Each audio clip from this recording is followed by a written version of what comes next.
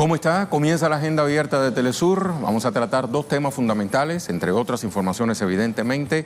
Vamos con el primero, potenciar la cooperación para contrarrestar los efectos del cambio climático. Ese fue el principal reto que les propuso el secretario general de la ONU, Antonio Guterres, a los miembros de la Comunidad del Caribe, CARICOM, cuya sede número 40 sesiona en Santa Lucía.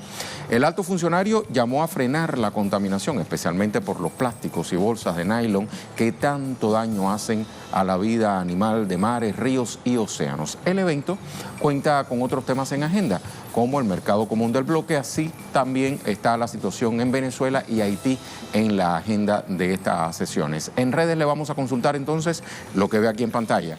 ¿Cómo frenarán las naciones del Caribe sus dos principales amenazas? La primera es el cambio climático y la segunda, el neoliberalismo. Le damos tres opciones. Lo frenarán mediante la integración, lo frenarán desuniéndose o lo frenarán acatando la injerencia. Participe. Hay un segundo tema medular, como le decía al inicio de esta emisión. Sesión en Bakú, Azerbaiyán, el Comité del Patrimonio Mundial en su edición número 43. Está auspiciado por la Organización de las Naciones Unidas para la Educación, la Ciencia y la Cultura, UNESCO. Uno de los ejes centrales del encuentro es la preservación del patrimonio y la promoción de acciones clave para su salvaguarda.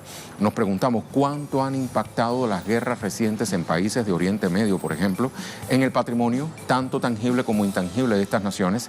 Téngase en cuenta que la inmensa mayoría de estos conflictos bélicos han sido promovidos por potencias occidentales. ¿Cómo se ha potenciado el tráfico de antigüedades por parte de terroristas vinculados a estos escenarios de destrucción? En redes también tenemos una consulta. Véala aquí. ¿Qué pretenden los promotores de guerras destruyendo valores arqueológicos de civilizaciones milenarias? Tres opciones igualmente. La primera, borrar la historia. La segunda, la colonización cultural. Y la tercera, son daños colaterales, dicen los promotores de estas guerras. Acompáñenos por nuestras redes sociales, Twitter, @telesuragenda_A, Instagram, @agenda abierta. Vamos a comenzar. Comenzamos entonces nuestra agenda abierta. Y lo hacemos revisando portales de prensa. Vamos a ver el primero, lo tenemos allí. La agencia nodal, Cumbre de CARICOM, jefes de Estado del Caribe mantienen postura de no injerencia en Venezuela. El presidente saliente de la Comunidad del Caribe, Timothy Harris, elogió la postura del grupo regional en favor del diálogo y la no interferencia en la crisis de Venezuela. Apostó porque la organización siga siendo un apoyo para el país suramericano. Harris sostuvo que el mecanismo de Montevideo, usted lo recordará, es una iniciativa para impulsar el diálogo político en Venezuela, proporciona la guía para lograr una resolución pacífica a través del diálogo y la negociación. En referencia al multilateralismo, señaló que es el único medio que garantiza que pequeños estados como los del CARICOM tengan voz en el ámbito internacional. Otro medio de prensa, Telesur, nuestra casa informativa. ¿Qué dice la ONU? Bueno, pues insta a la unidad del Caribe para frenar el cambio climático. Se lo venía comentando al principio. El secretario general de la Organización de Naciones Unidas instó este miércoles a los países que integran la CARICOM a potenciar la cooperación para contrarrestar los efectos del cambio climático. Guterres participa como invitado especial a la cumbre, resaltó los desafíos ambientales que afectan al mundo y especialmente a la región en la actualidad. Aseguró que la acción conjunta de las naciones del Caribe cuentan con el potencial para convertirse en la primera área del mundo resistente al cambio climático. Así entonces, vamos a hacer un breve resumen introductorio de este tema. La 40ª reunión ordinaria de la Conferencia de Jefes de Gobierno de la Comunidad del Caribe, CARICOM, inició este miércoles en Santa Lucía con una ceremonia de apertura que contó con la presencia de jefes de gobierno del bloque regional, donde se abordaron temas relacionados con el mercado común del bloque caribeño, Venezuela y Haití. Durante el inicio de la jornada, el director saliente del CARICOM y primer ministro de San Cristóbal y Nieves, Timothy Harris, dedicó un momento para hablar específicamente de Venezuela y aseguró que el resto del mundo sabe que CARICOM siempre ha mantenido la postura correcta en relación a Venezuela para impulsar el diálogo. Tenemos constancia de que las principales soluciones de la crisis política en Venezuela deben incluir no interferencia en los asuntos internos de Venezuela, inviolabilidad del Estado soberano, respeto a la democracia y constitución de Venezuela, garantizando la paz y la resolución en el país. La guía para proporcionar y lograr esta resolución pacífica es en 4 pasos que son: diálogo, negociación y compromiso. Una postura similar presentó el secretario general de la ONU, Antonio Guterres, quien subrayó que profundizar en el diálogo es la única forma de lograr una solución pacífica a los desafíos que enfrenta Venezuela. Dentro de la organización de este 6º encuentro de las naciones caribeñas, se extendió la invitación a Cuba como una estrategia para estrechar y vigorizar las relaciones entre los países miembros de CARICOM con la administración cubana. En este sentido, el canciller de Cuba, Bruno Rodríguez, aprovechó la oportunidad para puntualizar que la Alianza CARICOM-Cuba ha fortalecido históricas relaciones que han permitido el desarrollo tanto de su país como de las naciones miembros del bloque. Hoy en Agenda Abierta analizaremos la importancia del CARICOM para el desarrollo de la región y la lucha conjunta contra los desafíos comunes.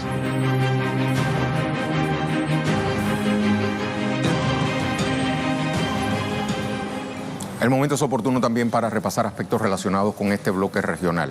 La CARICOM, fundada el 4 de julio de 1973 con el Tratado de Chaguaramas, nació con el objetivo de unificar a las naciones del Caribe y dependencias británicas. Tiene como sede la ciudad de Georgetown, en Guyana. Está conformada por 15 países cuyo Producto Interno Bruto conjunto es 68.365 millones de euros. ¿Cuáles son los objetivos de la CARICOM? Elevar el nivel de vida, de trabajo de las naciones de esa región, acabar con el desempleo, también acelerar, coordinar y sustentar el desarrollo económico, fomentar el comercio y las relaciones económicas con terceros países y grupos de naciones. Igualmente unificar a las naciones del Caribe y las dependencias británicas. Vamos al reporte que nos tiene preparado Alison Kentish. Nos cuenta cómo se ha venido desarrollando esta 40ª conferencia de jefes de gobierno de la CARICOM. Adelante, Alison. Se espera que los jefes de gobierno de los 15 países miembros del CARICOM deliberen sobre temas que van desde el cambio climático a la criminalidad y seguridad. También la lista negra de la Unión Europea para el bloque de mercado y la economía serán debatidos en los próximos 2 días. Reuniones en el plenario principal son parte de la programación patrón de la 40ª cumbre. El evento de apertura fue realizado ayer y fue presidido por el secretario general de CARICOM, Irving LaRocque, quien describió la posición de CARICOM en relación a Venezuela de apoyo al principio de no interferencia e instó a los estados a combatir la prohibición de tratados y el uso de fuerza y defender el respeto a la soberanía, al derecho internacional y al derecho de autodeterminación de los pueblos. Él dijo que estos principios de CARICOM no deben ser negociables para que el bloque pueda avanzar. Durante la reunión, también recordó que estas islas del Caribe necesitan el acceso a financiamiento para ser resistentes a los cambios climáticos. El primer ministro de San Cristóbal y Nieves, Timothy Harris, dijo que está claro de que es una regla que Venezuela es importante para el desarrollo económico de CARICOM. También dijo que CARICOM debe estar comprometido en ser diligente, en dialogar y en buscar una solución pacífica a la crisis venezolana. El último orador fue el secretario general de las Naciones Unidas, Antonio Guterres, quien se enfocó en el cambio climático e instó a la conferencia de la ONU sobre el cambio climático que será realizada en septiembre. Los problemas que serán tratados en estos 2 días de sesión son debatidos de manera privada. Sin embargo, se espera que los líderes de CARICOM hagan una rueda de prensa el viernes al fin de la tarde. Thank you very much, Alison. Bueno, vamos entonces a más relacionada con nuestra agenda abierta. Por ejemplo, nuestra pregunta: ¿cómo frenan las naciones del Caribe sus 2 principales amenazas, el cambio climático y el neoliberalismo? Ya han participado varias personas. Un 81% dice que mediante la integración, muy atinada esa respuesta. Una segunda opción, 11% hasta el momento, dice que desuniéndose, y solamente el 8% dice que acatando la injerencia. Puede participar si no lo ha hecho. Está a tiempo, recién comienza nuestra agenda. Acompáñenos.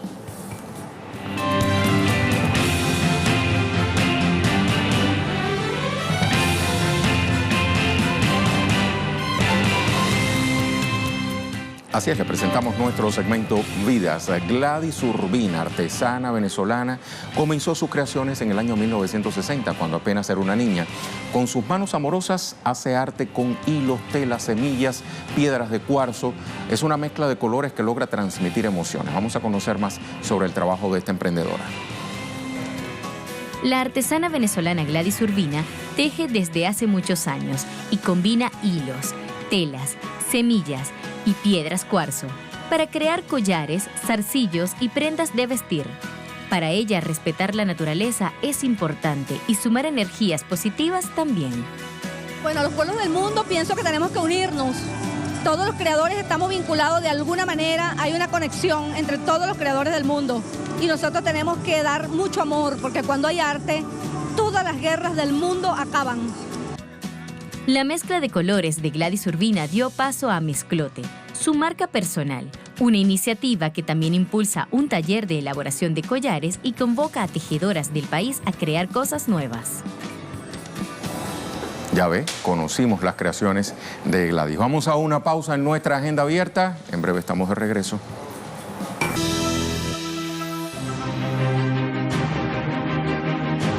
Este jueves continúa la 23ª reunión del Comité de Patrimonio Mundial de la UNESCO en la ciudad de Bakú.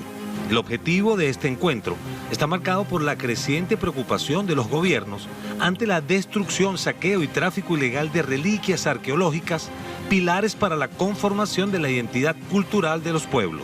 Tras una larga reunión entre países como Noruega, Tanzania, Indonesia, Bahrein, Brasil, Hungría, Kuwait, Guatemala, Túnez, Australia, China, entre otros, debatieron el informe sobre el fortalecimiento del diálogo entre los países para la preservación del patrimonio mundial y la promoción y cumplimiento de mecanismos para salvaguardar el patrimonio en años posteriores.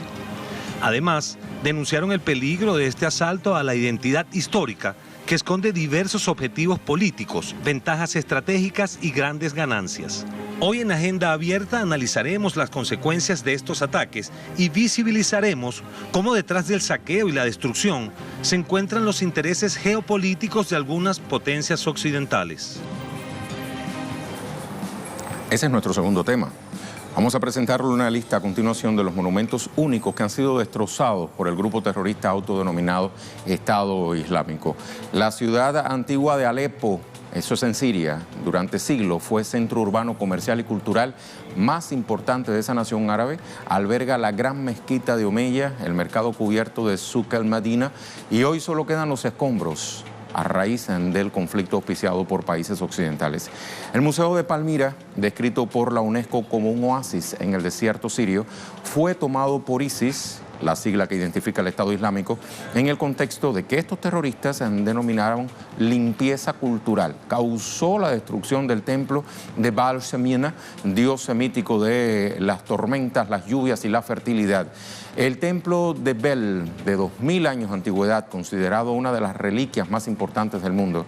La ciudad de Bozrah, ubicada en la provincia de Deraa, es conocida como un importante sitio arqueológico con restos de la época romana, bizantina y artefactos del periodo islámico temprano.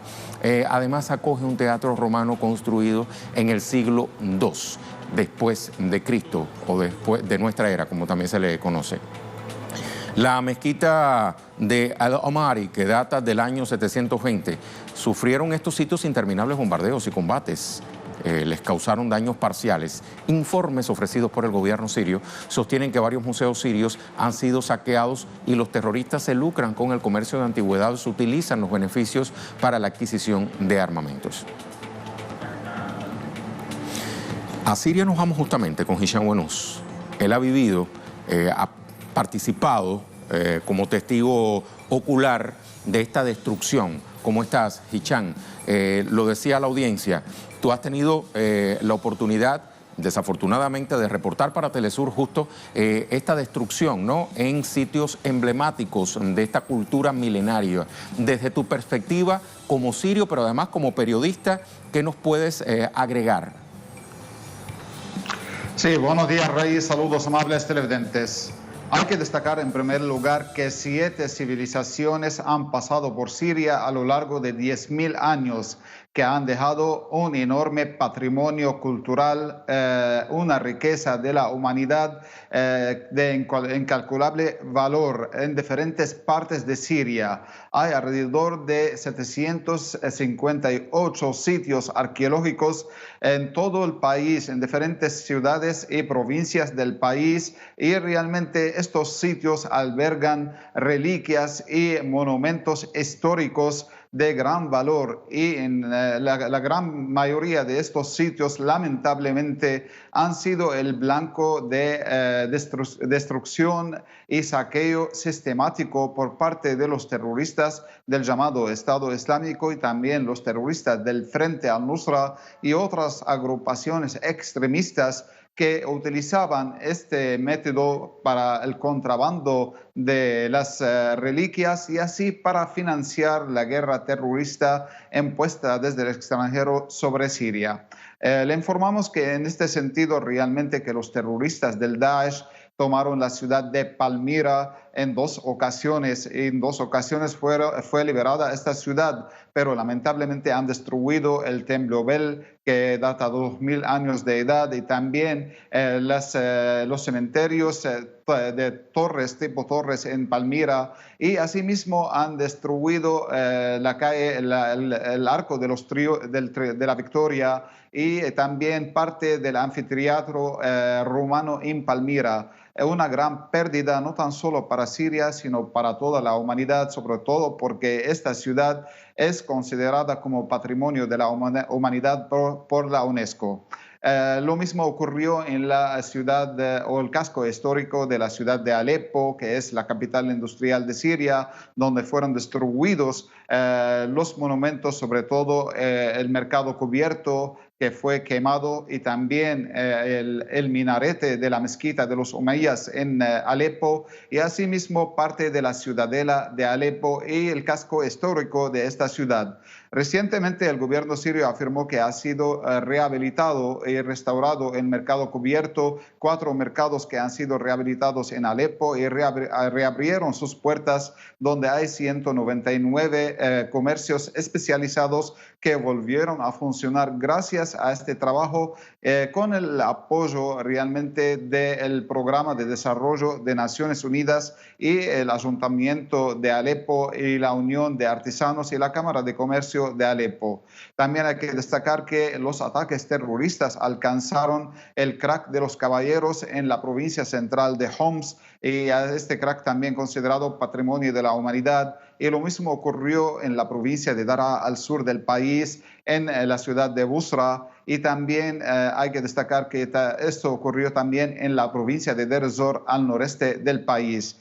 Toda esta destrucción lo que buscaba, en primer lugar, es borrar la identidad histórica y cultural del pueblo sirio. Y en segundo lugar, lo llevaban a cabo estas acciones de destrucción contra los símbolos históricos en nombre del Islam, de la religión del Islam, para manchar la reputación de esta religión, que no tiene nada que ver con las acciones terroristas contrarias a todos los valores de la humanidad. Hay que destacar también que los terroristas, con el apoyo de sus patrocinadores occidentales y regionales, se dedicaron al contrabando de las reliquias y las piezas arqueológicas de gran valor, y las llevaban realmente, las contrabandeaban a través de Turquía hacia Europa, Estados Unidos y Canadá. Gran parte de la riqueza cultural de Siria ha sido contrabandeada y vendida en estos países, y con este dinero financiaban la guerra terrorista y las acciones extremistas que causaban la muerte de los civiles sirios indefensos del ejército árabe sirio, y también la destrucción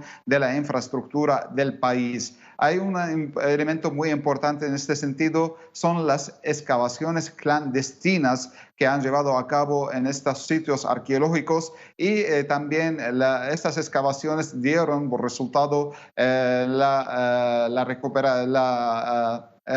saqueo de gran número de las piezas arqueológicas que también han sido contrabandeadas. Este tipo de trabajo de excavaciones clandestinas realmente ha dificultado la tarea que está llevando a cabo el gobierno sirio con el apoyo de los ciudadanos y la UNESCO y las organizaciones de Naciones Unidas para recuperar el patrimonio cultural, porque realmente el gobierno sirio tiene registrado todas las piezas arqueológicas que estaban en los museos, que han sido saqueados, por cierto, en Palmira y también en otras partes del país, pero estas piezas registradas ya pueden seguirle rastreo, la pueden rastrear y a través del Interpol internacional y también la UNESCO la puede recuperar, pero las piezas que fueron sacadas de la tierra con excavación clandestina realmente es difícil rastrear porque hasta el momento no están registradas en los registros del Departamento de Antigüedades y Museos en Siria. Aún así hay ciudadanos sirios que residen en el extranjero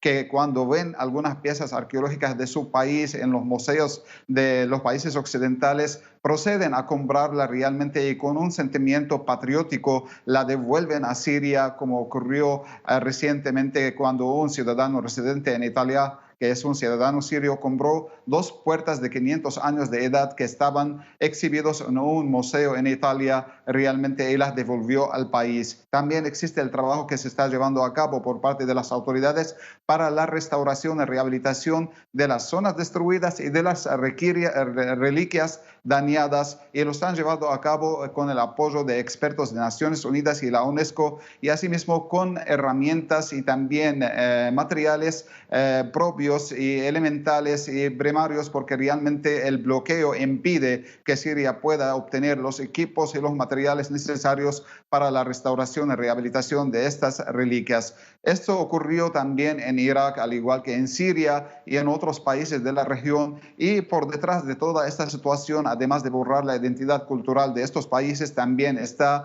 el negocio realmente redondo de la venta de estas piezas arqueológicas para financiar la guerra terrorista y así cumplir los planes y los objetivos geopolíticos de los países occidentales que apoyan a los terroristas en Siria, que también se dedicaban al robo del petróleo sirio y venderlo en otras partes del mundo. Por último, hay que destacar que en Siria hay 758 sitios arqueológicos, de los cuales 24 han sido destruidos totalmente y 189 realmente han sido dañados parcialmente. Y el gobierno sirio, junto a los ciudadanos y también a las organizaciones internacionales, trabaja para su recuperación y restauración y así recuperar el patrimonio cultural de Siria y también de toda la humanidad. Adelante, Rey. Te estabas refiriendo, Hicham, a Alepo, a Homs, a Palmira, localidades sirias que además, sobre todo refiriéndonos a esta última, tienen una importante herencia greco-latina, independientemente de que estamos hablando de una nación árabe. Lo veíamos incluso por las construcciones que reflejábamos en nuestras imágenes. Pero además mencionabas una expresión muy importante, el sentimiento patriótico. Y eso me da pie para hacerte una última pregunta, Hicham. Sobre la base de ese sentimiento patriótico, ¿cómo ven los sirios el despojo de una parte importante de su historia milenaria? Sí, realmente lo ven como un crimen de lesa humanidad, realmente un crimen contra toda la humanidad, no tan solo contra Siria, un crimen que realmente debe ser juzgados sus autores y llevados a juicio y penalizados, no tan solo los terroristas del Daesh y el Frente al-Nusra, sino también los gobiernos y los estados de los países occidentales que apoyan y financian estos actos terroristas. Realmente es una pérdida lamentable. También ven los sirios lo que ha ocurrido con su patrimonio cultural, pero también no pierden la esperanza y la fe en que puedan recuperar gran parte de este patrimonio cultural que ha sido atacado bajo falsas excusas, realmente que no tienen nada que ver con la cultura y la civilización de Siria. Los sirios, como dije, tienen un alto sentido patriótico y en este sentido realmente ayudan al gobierno sirio, sobre todo en detectar las zonas donde se han realizado excavaciones clandestinas y también en detectar cuáles son las piezas que han sido robadas y saqueadas y contrabandeadas. También, como dije, los ciudadanos que residen en el extranjero siguen trabajando en coordinación con las autoridades sirias, siguiendo la pista de las reliquias sirias que han sido contrabandeadas y están exhibidas en algunos museos internacionales o en algunas subastas realmente vendidas, razón por la cual trabajan para comprar estas piezas y devolverla al país, devolverla a su lugar natural, donde realmente han pasado, como dije, 7 civilizaciones y han dejado este patrimonio de gran valor a lo largo de más de 10.000 años. Siria es la cuna de las civilizaciones, afirman los sirios, y así va a seguir seguir con este sentido patriótico de sus ciudadanos que luchan en defensa de su patrimonio cultural. Adelante. Muchísimas gracias, Hicham. Elementos suficientes para enriquecer nuestro análisis a continuación con el doctor José Antonio Ejido, sociólogo, investigador. ¿Cómo está, doctor? Nos acompaña desde España en esta ocasión. Sí, les mando un saludo muy cariñoso a todos ustedes, en particular a usted, Rey.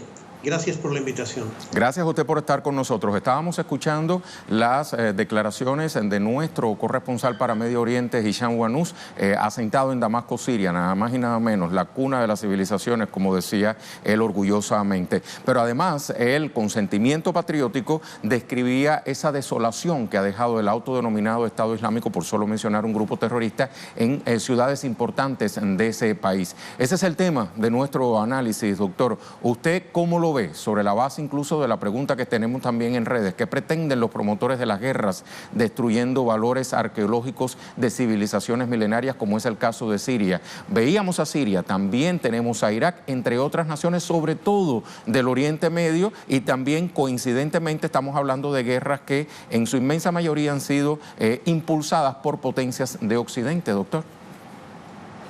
Sí, eso es así. He seguido con mucho interés el informe tan preciso de su corresponsal en Siria. Le quiero decir que hay dos partes de esta agresión, ¿no? Se pueden identificar dos o varias aristas, como se dice en Venezuela, ¿no? Una de ellas es la promoción por parte de los occidentales de grupos terroristas que se alimentan de lo que yo llamo un falso islam, ¿no? Un islam extremista que nace teológicamente en Arabia Saudí y en Kuwait, que se llama el wahabismo y que se orienta en contra de lo que ellos llaman expresiones del paganismo y del ateísmo, incluyendo expresiones de tipo monumentales del propio Islam, de la religión que ellos falsamente dicen defender. Eso no se presenta solamente en estos dos países árabes, sino incluso en Afganistán, donde los terroristas llamados talibanes, inspirados en esta ideología extremista, ya se hicieron famosos por haber destruido los grandes budas esculpidos en la gran montaña de Bamiyan hace varios años. Entonces, eso se ha expresado claramente en Siria de manos de este grupo criminal llamado Estado Islámico, que se refiere a este Islam, que se basa en este Islam extremista, wahabí, como ya digo, basado en Arabia Saudí y, por supuesto, financiado por los petrodólares y vinculado a los intereses occidentales. Ellos son los responsables de las destrucciones, digamos, por motivos teológicos, ¿no? Falsos motivos teológicos. Está efectivamente el caso de Palmira. Allí yo quiero destacar el heroísmo inmenso que tuvo el jefe del patrimonio arqueológico de esa ciudad, en el desierto de Siria, que tuvo mucha importancia hace 2000 años, la ciudad de Palmira, era el señor Khaled al-Assad, que al ser conminado por los terroristas para que le entregasen la información de todo el patrimonio histórico que iba a ser destruido o también iba a ser contrabandeado para financiar a esta banda criminal, prefirió ser decapitado y ser asesinado después de toda una vida. Era un señor octogenario antes de colaborar con la destrucción de Palmira, de manera que es una expresión del alto patriotismo del pueblo sirio y un defensor del patrimonio sirio y de la humanidad, el señor Khaled al-Assad, que por cierto era un militante del partido Baas sirio. Pero junto a esta realidad hay otra realidad, y es la intervención directa de los Estados Unidos en Irak, que afectó y ha afectado gravemente al inmenso patrimonio arqueológico de una de las grandes cunas de la humanidad, porque lo que hoy es Irak contiene de las primeras civilizaciones humanas, las de Sumeria, en el sur de ese país, Acadia, Babilonia, Asiria, etcétera, ¿no? Ese patrimonio que puede tener como 10.000 años y que Irak lo consideraba con mucho interés, ha sido realmente destruido y masacrado. Nada más producirse la entrada de las fuerzas norteamericanas en la capital de este país, Bagdad, hubo un saqueo por parte de individuos no identificados que destruyeron el monumental museo arqueológico de ese país, empezando el saqueo de toneladas y toneladas de reliquias arqueológicas, como ya digo, de las primeras civilizaciones de la humanidad, que han engrosado las redes clandestinas del tráfico ilegal de bienes y de antigüedades arqueológicas, ¿no? Por motivos exclusivamente monetarios. Allí yo he visto fotos de intervención de tropas de marines norteamericanos que siguieron después de los maleantes, de los asaltadores, que gozaron de la complicidad de las tropas norteamericanas. Ha mencionado usted una palabra interesante allí, es la complicidad, ¿no? Yo pudiera agregarle, usted me corregirá si no estoy en lo correcto, hay hasta cierto índice de oportunismo en este saqueo en el contexto de la guerra, digo saqueo de reliquias que luego son vendidas a muy altos precios, pero de manera muy oportunista, digo, los terroristas se aprovechan de esta desolación para saquear estas naciones. Sí, porque hay un interés crematístico monetario inmediato. El Instituto Arqueológico de los Estados Unidos calcula que anualmente este tráfico ilegal supone entre 20 y 30 millones de dólares, es posible que mucho más, pero hay también un interés antinacional.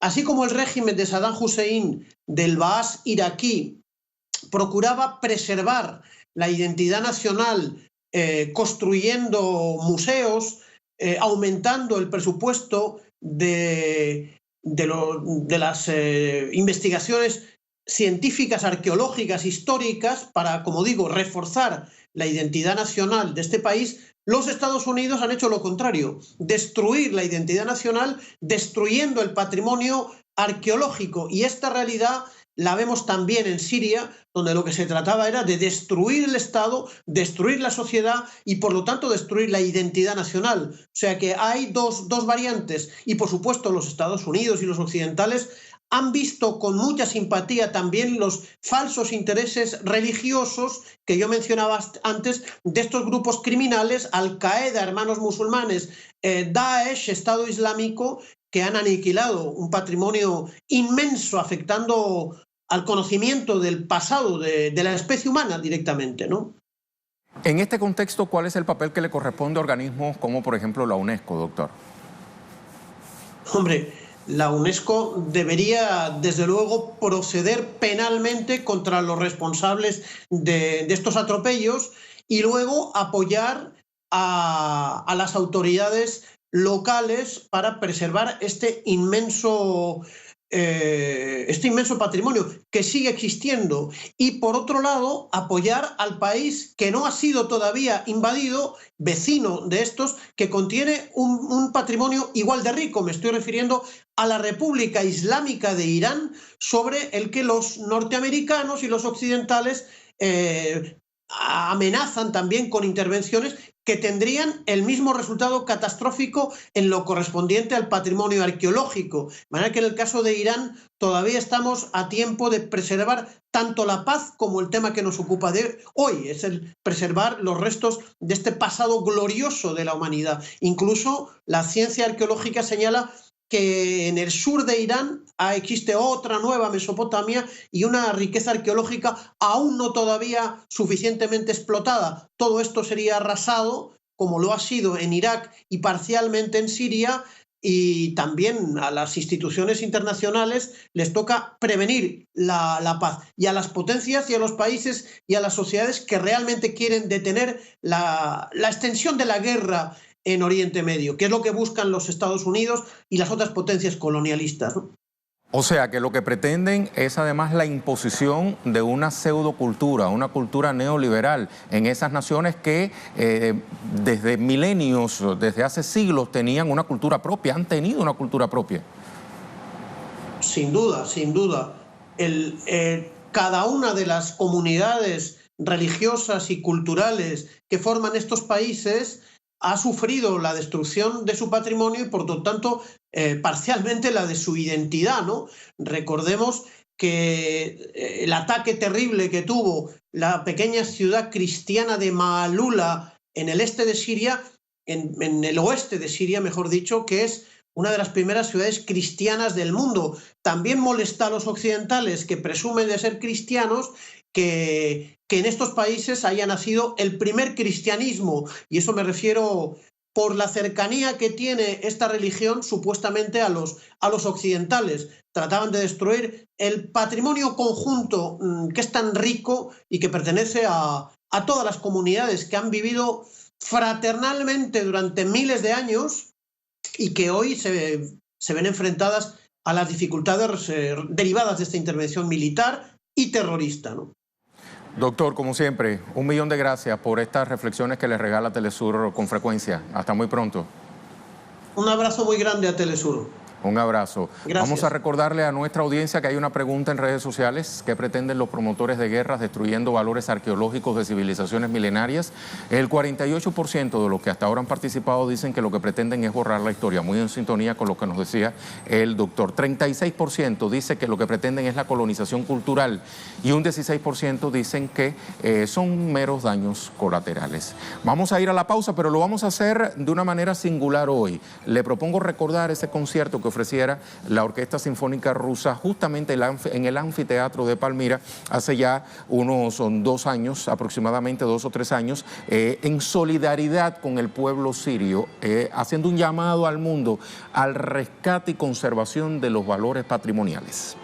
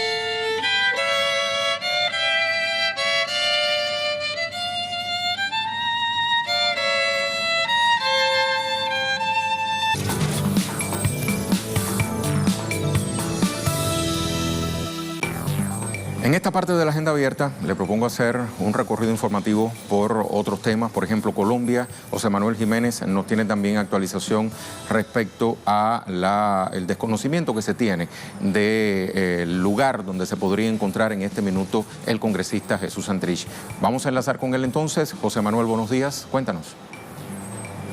Saludos para ustedes. Efectivamente, hasta el momento no se tiene noticia, no se tiene ninguna información sobre el paradero del representante por parte del partido FARC, Jesús Santrich, quien se encontraba pernoctando el pasado sábado en Tierra Grata, espacio territorial de Tierra Grata, La Paz, Cesar, y que luego, en horas de la mañana del domingo, se evidenció que ya no se encontraba en este lugar. Las primeras informaciones que dan cuenta por parte del gobierno nacional es que Jesús Santrich se fugó de este espacio territorial, pero hay que aclarar que Jesús Santrich no es ningún reo como para fugarse, simplemente ha abandonado esta zona del espacio territorial y ha dejado atrás su equipo de seguridad, su escolta que garantiza su vida en estos trayectos, pero tampoco se tiene claro si este abandono del espacio territorial fue voluntario por parte de Jesús Santrich o de otra forma fue obligado a que abandonara este espacio territorial. Hay muchos interrogantes hasta el momento. No se ha dicho o no se ha dado explicaciones de por qué los anillos de seguridad que cuentan los espacios territoriales a nivel nacional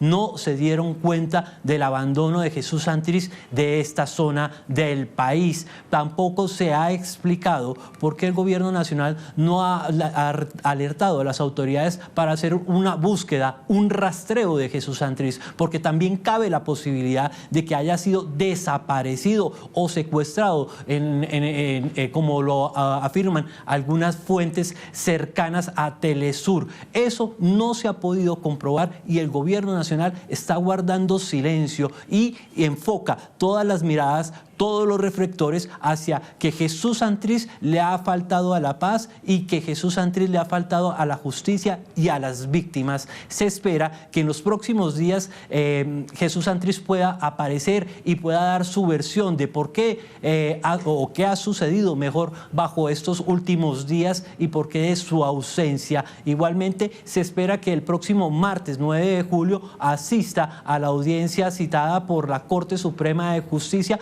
para rendir indagatoria sobre los delitos que se le vienen imputando de narcotráfico. Hasta ese momento tendremos realmente una versión oficial, digámoslo de alguna manera, de parte de Jesús Santrich de qué es lo que ha ocurrido en el espacio territorial de Tierra Grata, La Paz, en Cesar. Muchísimas gracias, José Manuel. Hay una ola de frío que afecta a gran parte del territorio argentino. Edgardo Esteban nos actualiza. Hola, Edgardo. Te saludo y saludamos a toda la audiencia de Agenda Abierta en esta mañana de jueves y como bien decís, un frío polar está cubriendo gran parte del país, particularmente el centro de lo que es la República Argentina. La ciudad de Buenos Aires ha amanecido con 0 grados, uno de los días más fríos de lo que va de este invierno que ha comenzado hace pocos días atrás, pero también ha generado la situación de que se ha pronosticado para el día de hoy en la costa atlántica, particularmente en la ciudad de Mar del Plata, a 400 kilómetros al sur de la ciudad de Buenos Aires, la posibilidad de nevadas, cosa inusual en lo que significa esta región del país, pero bueno, las temperaturas realmente han sido severas en lo que significa el frío que ha marcado gran preocupación en los ciudadanos que tienen situación de calle.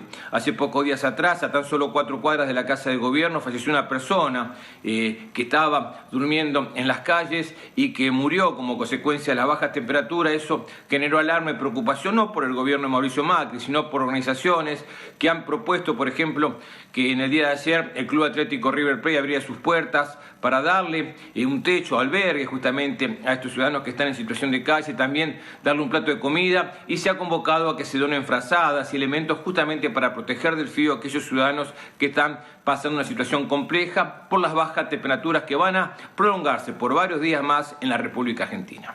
Muchas gracias, Edgardo. Y como muy cerca de la Argentina está el Uruguay, este país igualmente es afectado por esa ola de frío. Allí tenemos al corresponsal Mateo Grille. Nos actualiza. Hola, Mateo. El Instituto Uruguayo de Meteorología comunicó que Uruguay está sufriendo intensos fríos producto de una ola de frío polar que también abarca a una parte del territorio argentino y que está presente en el Uruguay desde el martes pasado y hasta el próximo sábado 6 de julio, con temperaturas que van a oscilar entre los 10 grados como máximo y menos 3 grados de mínima. Incluso ya se han registrado temperaturas muy importantes por lo negativo, ¿no? Menos 1 grado en departamentos como Cerro Largo y Durazno. Esta situación ha motivado que los sistemas de emergencia del país hayan comunicado en las últimas horas a la población una serie de cuidados que es bueno mantener en los hogares, sobre todo para proteger a la población más vulnerable, que la componen los niños y los adultos mayores. Además, el Ministerio de Desarrollo Social también le recordó a la población que cuadrillas de ese ministerio están recorriendo las ciudades para, en el caso de encontrar personas que vivan en situación de calle, guiarlos hasta los refugios más cercanos de forma tal de tratar de evitar los fríos intensos de la noche. Esta ola de frío polar está hasta el sábado, entonces, como decíamos, irá disminuyendo su tenor en las próximas horas posteriores al sábado y las temperaturas irán aumentando paulatinamente durante la próxima semana. Incluso se esperan algunas lluvias que se registren en alguna parte del territorio del país, pero se irá saliendo de esta intensa ola de frío polar que incluso ha hecho aumentar todos los niveles de consumo de energía eléctrica y de consumo de gas, por ejemplo, porque es lo que en general utilizan las familias para calefaccionar su hogar. Muchísimas gracias, Mateo. Ahora nos vamos al norte, Estados Unidos, con Alina Duarte, quien nos habla sobre el desfile por el Día de la Independencia de ese país, 4 de julio. Alina, buenos días. Hola, ¿qué tal, Rey? Muy buenos días. Así es, Día de la Independencia aquí en Estados Unidos y a diferencia de otros años, bueno, esta vez el presidente Donald Trump ha decidido llamar también a esto que ocurrirá aquí, específicamente en la capital estadounidense, el saludo a Estados Unidos. ¿Qué tiene de nuevo? Bueno, un desfile, un despliegue militar. No solamente estarán estos festejos, estos fuegos artificiales por la noche, las celebraciones aquí en la capital estadounidense tendrá que ver con tanques, con aviones de combates que desfilarán, insisto, por las principales avenidas de esta capital estadounidense. Bueno, recordemos que esta es una idea que le surgió al magnate 2 años atrás en su visita a Francia en el aniversario de la toma de la Bastilla y también del centenario de la entrada de las tropas estadounidenses a la Primera Guerra Mundial. En su momento dijo que esto lo quería replicar aquí en la capital estadounidense. Sin embargo, esto ya fue un ejercicio frustrado. En una ocasión lo quería realizar en el Día de los Veteranos el año pasado. Sin embargo, dijo que por los altos costos, pero también por la polémica generada, habría decidido cancelarlo. El día de hoy, incluso el aeropuerto más cercano aquí a la capital suspenderá actividades en algún momento de la tarde para la demostración de estos aviones de combate. Harán, insisto, una breve demostración y antes de los fuegos, los tradicionales fuegos artificiales que son bastante prolongados en la zona conocida como el Mall aquí en Washington, D.C.